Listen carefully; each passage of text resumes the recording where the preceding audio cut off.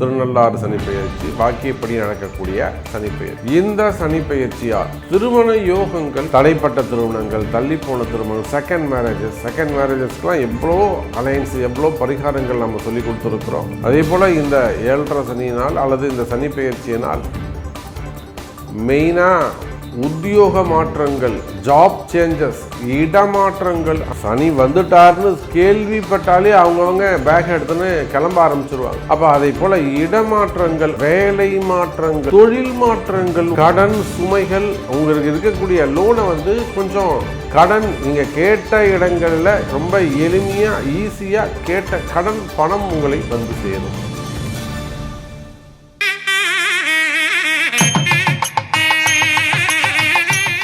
உலகம் முழுவதும் வாழக்கூடிய கடவுளருள் டிவி நேயர்கள் அனைவருக்கும் உங்கள் தாம்பரம் வாராகி ஈசனேசன் சுவாமியுடைய நல்லாசிகள், வாழ்த்துக்கள். ஜெய் வாராகி, ஜெய் வாராகி. அன்பு பக்தர்களே, சனிப்பெயர்ச்சி நம்ம எல்லோரும் ஆவலோடு எதிர்பார்க்கக்கூடிய சனிப்பெயர்ச்சி 2026 வாக்கியப்படி நடக்கக்கூடியது திருநள்ளாறு சனிப்பெயர்ச்சி.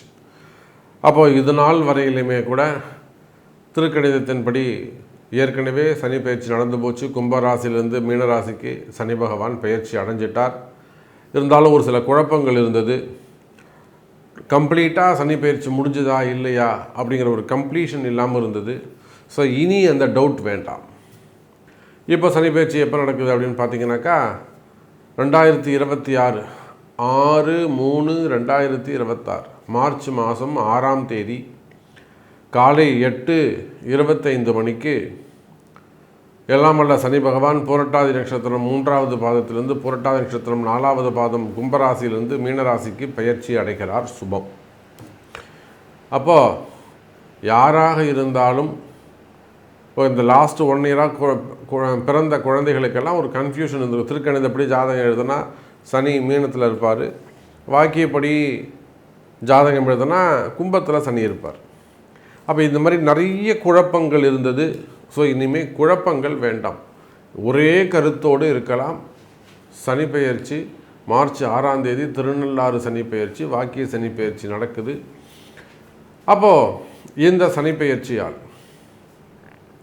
என்னெல்லாம் நடக்க போகுது, ஃபஸ்ட்டு யாருக்கெல்லாம் 7.5 சனி ஆரம்பம் அப்படின்றத பார்த்துருவோம். ஃபஸ்ட்டு கும்பராசி அன்பர்களுக்கு. கும்பத்தை பொறுத்தவரையிலும் ஜென்ம சனி கம்ப்ளீட்டாக முடியுது. நிறைய கும்பராசி என்பர்கள் அதுதான் கேட்டாங்க, சாமி எனக்கு உண்மையிலே கும்பராசின்னு சொல்கிறீங்க, நீங்கள் அந்த 7.5 சனி முடிஞ்சுதா இல்லையா, ஜென்ம சனி விலகித்தா இல்லையா? ஸோ நிறைய கும்பராசி என்பர்கள், மீனராசி என்பர்கள் அதை கேட்டுக்கிட்டே இருந்தாங்க. ஸோ கும்பராசி என்பர்களே உங்களுக்கு கம்ப்ளீட்டாக ஜென்ம சனி முடிஞ்சு பாத சனி ஆரம்பம். அதே போல் மீனராசி என்பர்களுக்கு முழுக்க ஜென்ம சனி ஆரம்பம். கவனம் தேவை. ஜென்ம சனிங்கிறது ரொம்ப முக்கியமான ஒரு சனி பகவான். அதனால் ஜென்ம சனி ஆரம்பம். அது போச்சுன்னா மேஷராசிக்கு முதல் முறையாக 28 ஆண்டுகளுக்கு பிறகு, கிட்டத்தட்ட 30 வருஷம்னு சொல்லலாம், ஆனாலுமே கூட 28 ஆண்டுகளுக்கு பிறகு மீண்டும் மேஷராசிக்கு 7.5 சனி ஆரம்பம். எல்லா இடத்திலும், எல்லா செயல்பாடுகளிலும், சிந்திக்கும் காரியங்களில் கூட கொஞ்சம் டைம் எடுத்துக்கணும். வேறு ஒன்றும் இல்லை, நிறைய டைம் எடுத்து யோசித்து செயல்பட்டிங்கனாக்கா நிச்சயமாக சனி பகவான் உங்களுக்கு துணை நிற்பார். அப்போ மேஷராசிக்கு 7.5 சனி ஆரம்பம். அதே போல் ரிஷபராசி அன்பர்கள், ரிஷபத்துக்கு பொறுத்தவரையிலும் எல்லாருமே சொல்லுவாங்க ரிஷபத்துக்கு எந்த பிரச்சனையுமே இல்லையே, 7.5 ஒன்றும் கிடையாது அப்படின்வாங்க. ஆனால் ரிஷபராசி அன்பர்களே, ஒரு ரகசியம் சொல்கிறேன். இந்த முறை மீனத்துக்கு சனி பகவான் வந்துட்டாருன்னா 3வது பார்வையாக ரிஷபத்தை பார்க்க போகிறார்.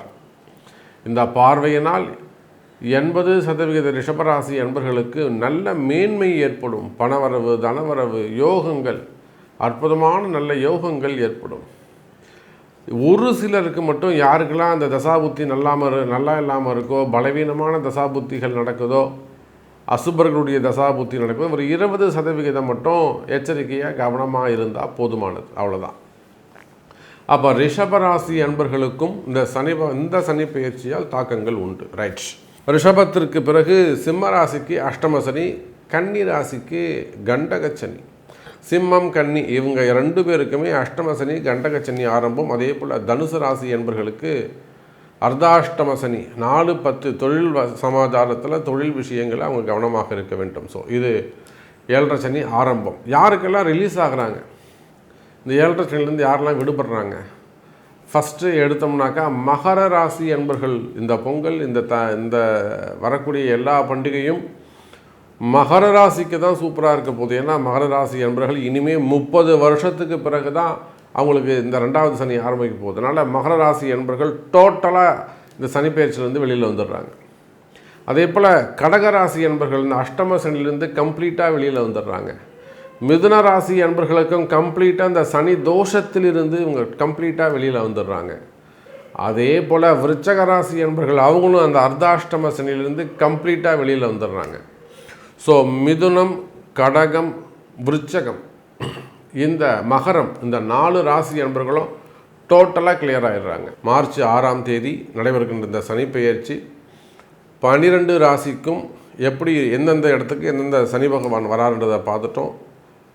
வாருங்கள் உங்கள் ராசிக்கு தனிப்பட்ட முறையில் எப்படி இருக்குன்னு பார்த்துருவோம். அன்பார்ந்த மீன ராசி அன்பர்களே, சனி பெயர்ச்சி, அதிலும் திருநள்ளாறு சனி பெயர்ச்சி, முழுமையாக ஜன்ம சனி ஆரம்பம்.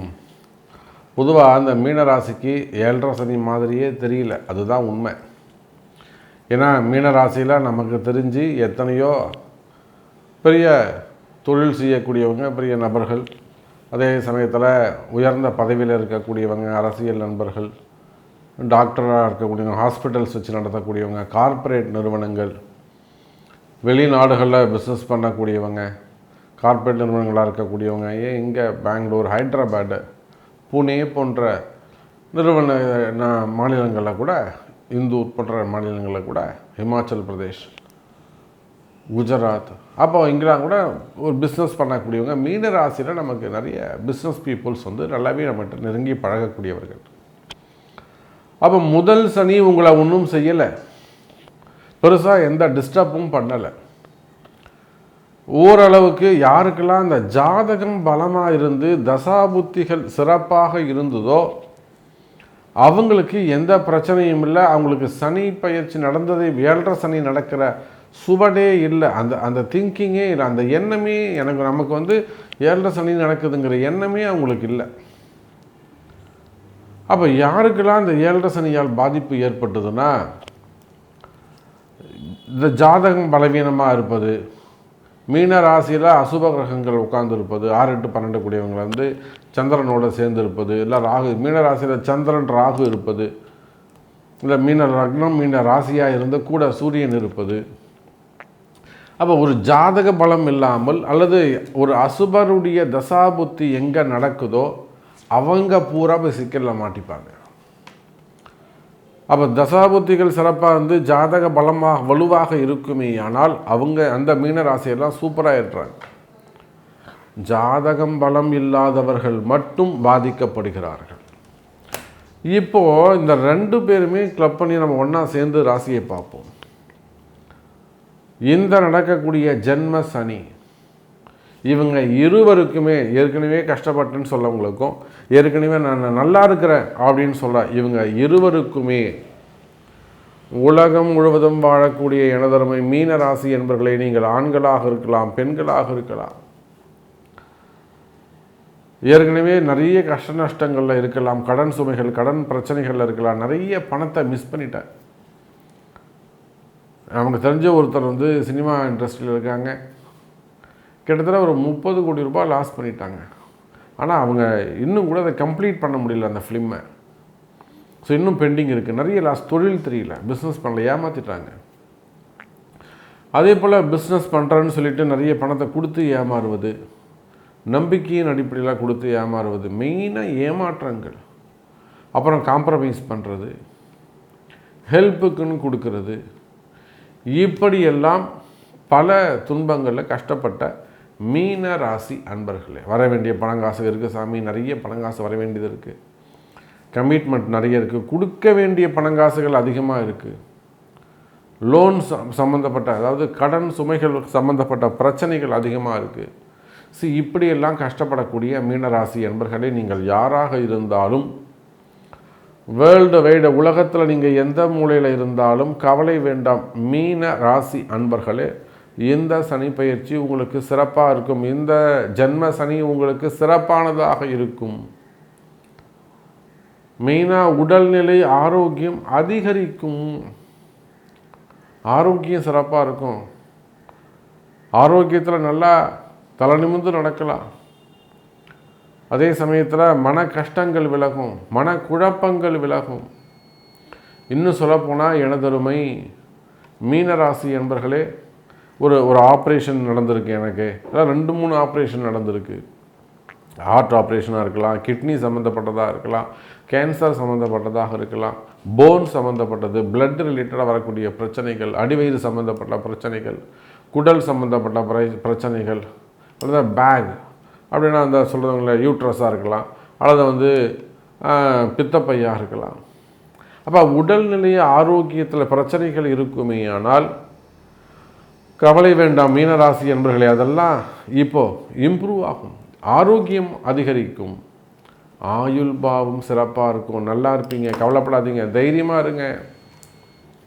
அதே போல் மீன ராசி அன்பர்களே, இந்த ஜென்ம சனியால் உங்களுக்கு எந்த பாதிப்பும் இருக்காது. நன்மை தான் நடக்கும். உங்கள் ஜாதகமே பலம் இல்லை அப்படின்னு சொன்னால் கூட கவலைப்படாதீங்க. ஏன்னா ராசிநாதன் குரு பகவான் ஜூன் மாதத்துலேருந்து பார்க்க போகிறாரு. ஜூன் மாதத்துலேருந்து ஃபுல்லாகவே பார்க்க போகிறாரு. அப்போ கவலை வேண்டாம் மீன ராசி அன்பர்களே. இந்த ஜென்ம சனியால் எனக்கு தெரிஞ்சு மீன ராசிக்கு தீமைகளை விட நன்மைகள் அதிகம். நன்மைகள் அதிகம், அதாவது மன கஷ்டத்தை விட மகிழ்ச்சி அதிகம். வருமானம் அதிகரிக்கும். வேலை வாய்ப்புகள் சிறப்பானதாக இருக்கும். வேலையில் நல்ல முன்னேற்றங்கள் இருக்கும். கவலை வேண்டாம் எனதருமை மீன ராசி அன்பர்களே. வேலை சிறப்பாக இருக்கும். வேலையில் நல்ல முன்னேற்றங்கள் இருக்கும். வருமானங்கள் இருக்கும். தொழில் அமைப்புகள் சிறப்பானதாக இருக்கும். வேலையில் நிறைய இடமாற்றங்கள் அமையும். ஜாப் சேஞ்சஸ் இருக்கும். புதுசாக வேலை கிடைக்கும். வேலையே இல்லை சாமி அப்படின்னு சொல்லவங்களுக்கெல்லாம் வேலை கிடைக்கும். அதே போல் நிறைய மீனராசி என்பர்கள், அது ஆண்களாக இருக்கலாம், பெண்களாக இருக்கலாம், தொழில் தொடங்குவதற்கு வாய்ப்புகள் உண்டு. பிஸ்னஸ் ஸ்டார்ட் பண்ணுவாங்க. ஸோ இந்த ஜென்ம சனியை பொறுத்தவரையில் மீனராசிக்கு யோகமான காலம்.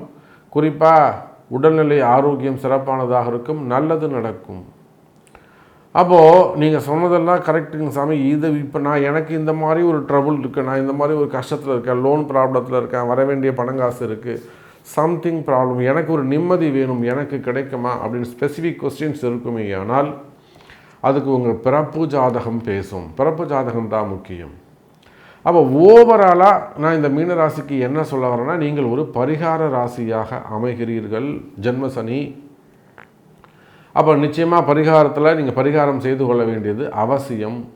முடிந்தால் நடைபெற இருக்கின்ற சனிப்பயிற்சி யாகத்தில் உங்களுடைய பெயர்களை இங்கே எங்கே இருந்தாலும் சரி தான், உங்கள் பெயரில் உங்கள் கம்பெனி நேமோ, ஃபேக்ட்ரி நேமோ, ஆஃபீஸ் நேமோ, உங்கள் பெயர்களை பதிவு செய்து கொள்ளுங்கள் கட்டணத்தை செலுத்தி. இந்த சனிப்பெயர்ச்சியால் திருமண யோகங்கள், பொதுவாகவே திருமண யோகங்கள் சிறப்பை தரக்கூடியதாக இருக்கும். முதல் திருமணம் சார், இப்போது சனி பகவான் தான் இந்த திருமணத்தை தீர்மானிக்கக்கூடிய, அவனுடைய தலையெழுத்து. ஒரு ஆணோ பெண்ணோ முதல் திருமணம் நடக்குது, அப்புறம் அது ஒரு பிரேக்கப் வருது, அப்புறம் செகண்ட் மேரேஜுக்கு ரொம்ப டிலே ஆகுது, இல்லை செகண்ட் மேரேஜ் பண்ணி அதுலேயும் கொஞ்சம் ட்ரபுள் வருது. இதெல்லாமே தலையெழுத்து, பாவகர்மா. அந்த கர்மா தியரியை தீர்மானிக்கக்கூடியவர் சனி பகவான் தான். அப்போ நடைபெறக்கூடிய இந்த சனி பெயர்ச்சி, அதுவும் குரு சனி தொடர்பு நான் ஏற்கனவே உங்களுக்கு சொல்லியிருக்கிறேன். மீனராசியில் குருவுடைய வீட்டில் அமர்ந்திருக்கக்கூடிய சனி பகவான் கண்டிப்பாக உங்களுக்கு நன்மையை செய்வார். அப்போ திருமணங்கள் நடக்கும். திருமண யோகங்கள், முதல் திருமணம், இரண்டாவது திருமணம், தாமத திருமணம், வயோதிக திருமணம். பெண் பசங்களுக்கெல்லாம் 35 வயசு 40 வயசு ஆக கூட கல்யாணம் ஆகாமல் இருக்குது. அதே போல் ஆண்கள் பெண்கள் இருவருக்குமே இரண்டாவது திருமணத்துக்காக காத்திருப்பது. மெயினாக காதல் திருமணங்கள், காதலில் வரக்கூடிய ஏமாற்றங்கள், நம்பி ஏமாறுவது. நிறைய ஒரு 8 வருஷமாக பழகிறோம், 5 வருஷமாக பழகிறோம், திடீர்னு பிரிஞ்சிட்டாங்க அப்படிங்கிறது. ஸோ அது மாதிரி காதல் திருமணங்கள், அந்த காதல் திருமணங்களில் வரக்கூடிய டிலே, தாமதங்கள், பிரிவுகள், அதெல்லாம் ரொம்ப மனவேதனையை ஏற்படுத்தணும். இதுதான் சார் கண்ணுக்கு தெரியாத வலி இருக்குது பார்த்தீங்களா, அதுதான் சனி பகவான். அந்த கவலை இருந்ததுன்னா அது சந்திரன். அது சனிச்சந்திர யோகம் இருக்குமே, ஆனால் அந்த பெயினும் இருக்கும், அதே சமயத்தில் அந்த அந்த கஷ்டமும் இருக்கும். அப்போ இந்த மாதிரியான திருமண யோகங்கள் கைகூடும். அதே போல் குழந்தை பாக்கியம், சனி பகவான் பார்க்காம குழந்தை பிறக்காது, எழுதி வச்சுக்கோங்க. ஏன்னா அவர் தான் கர்மாவை துவக்கி வைப்பவர். உங்களுக்கு அடுத்த வாழையடி வாழையாக உங்கள் கர்மா தொடரணும்னா குழந்தை பிறக்கணும். அப்போ இந்த சனி பயிற்சியால் குழந்தை பாக்கியங்கள் நிச்சயமாக 90% நன்மை உள்ளது. ஒரு 10% மட்டும் உங்கள் பிறப்பு ஜாதகத்தை கொண்டு ஆண் பெண் இருவருடைய ஜாதகத்தையும் பார்த்து அதற்குரிய பரிகாரங்கள் ஆலய வழிபாடுகள்லாம் செய்வீர்களேயானால் குழந்தை பாக்கியம் கண்டிப்பாக உண்டு. அதே போல் வீடு மனை யோகங்கள், வீடு கட்டுறது, வீடு மனை யோகங்கள், லோன் வாங்குறது, மெயினாக கடன் வாங்கக்கூடிய காலம். இப்போது 7.5 சனியில் கடன் கேட்டிங்கனாக்கா ஈஸியாக கடன் கிடச்சிடும். சிறு கடன் இருப்பது சிறப்பு. அதனால் வீடு மனை யோகங்கள் போன்ற நல்ல பாக்கியங்கள் எல்லாம் உங்களுக்கு கிடைக்க போகுது.